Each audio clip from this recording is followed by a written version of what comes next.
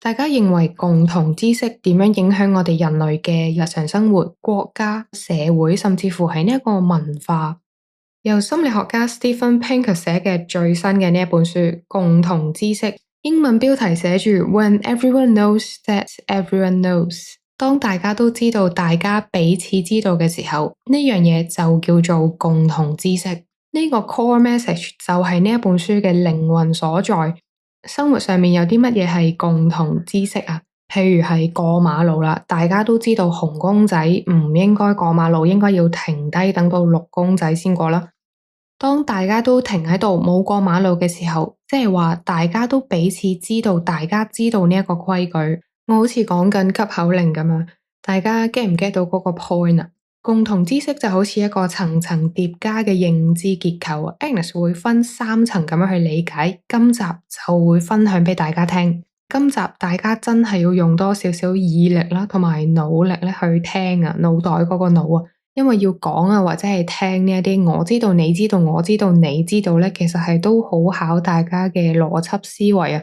Agnes 睇呢本書嘅時候，自己都掄咗好多次啊，因為我睇書都係想理解同埋明白嗰個邏輯，先可以解釋到俾大家聽。共同知識嘅第一層，我知道，你知道。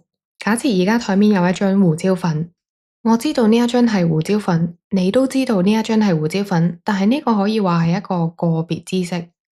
第二層，我知道，你知道，我知道。假設而家我叫你拎過一張胡椒粉俾我，咁咪即係我知道，你知道，我知道嗰一張係胡椒粉咯。如果你拎咗嗰一張胡椒粉俾我之後，就係第三層啦。我哋大家彼此都知道，大家知道嗰一張係胡椒粉，亦即係我知道，你知道，我知道，你知道。第一層同埋第二層都可以話係我同你嘅一個個別知識，大家自己各自有嘅一個知識嚟㗎。因為我哋各自知道同一件事嘅時候，未必肯定大家都知大家知㗎嘛。所以去到第三層，大家都彼此知道大家知道，呢個先係屬於一個共同知識。講多一個比喻，大家就會再明白、再清晰多一啲㗎喇。國王的新衣，大家都有聽過呢個寓言故事啦。佢着住一套透明嘅衫喺條街度行，有眼睛嘅人都見到國王其實同光脫脫冇分別啦。但係呢個暫時都係個別知識，因為嗰一下大家都唔肯定大家見到嘅嘢係唔係一樣。直至到有個僆仔行出嚟指住個國王啊，話點解國王冇着衫嘅？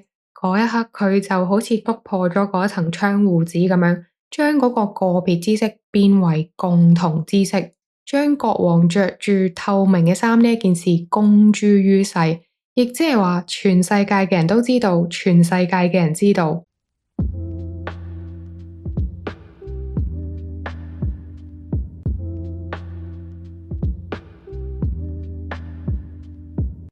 講咗幾個例子，相信大家都開始有啲 concept 啦。咁究竟共同知識對於我哋嘅生活或者係社會啦，有啲乜嘢重要性喺度呢？書裏面有講到共同知識其中一個好重要嘅 point 咧，就係 alignment 啊，一個協調啊。譬如啦，好似社會咁樣啦，會有法律，喺學校會有校規，比賽會有賽規，返工啦，我哋有員工守則要遵守。唔單單淨係呢啲喎，譬如我哋去旅行，唔同嘅國家會有唔同嘅貨幣，唔同嘅貨幣會有唔同嘅匯率啦。平時約 friend 出街都係㗎，你約個朋友都會問佢約邊日幾點喺邊度等，甚至乎係約會嘅前一日，可能你都會再 double confirm 一下嗰個 friend 究竟係咪真係會出現啊。喺社交場合上面嘅一啲互動啦，譬如打招呼啊、擁抱啊、握手啊，或者一啲 table manner 啦等等。甚至乎大到可能係一啲國際外交嘅協議，大家見唔見到啊？基本上共同知識咧就係滲透咗喺我哋日常生活當中，就係因為大家彼此都知道，大家知道，所以呢個社會先至會有一個穩定嘅秩序。就好似開頭舉嗰個例子，大家都綠公仔先過馬路嘅話，基本上交通意外率都會低啲。大家都可以 brainstorm 一下，喺我哋嘅日常生活當中，其實好多嘢都係要靠共同知識先至可以去解決到個問題，或者係維持嗰個關係啦。譬如就好似你入一間新公司啦，你識咗一啲新嘅同事，可能大家都要了解咗大家都要知道大家彼此知道嗰一樣嘢，當大家都互相有過一個認知，大家都知道大家知道嘅時候，先至可以真係有一個好深入嘅連結啊！大家嗰個默契先會出咗嚟。當然呢樣嘢可以套用喺朋友或者係伴侶身上面啦。共同知識咧，有喺台上面嘅，亦都會有喺台下面嘅。乜嘢叫做台下面嘅共同知識啊？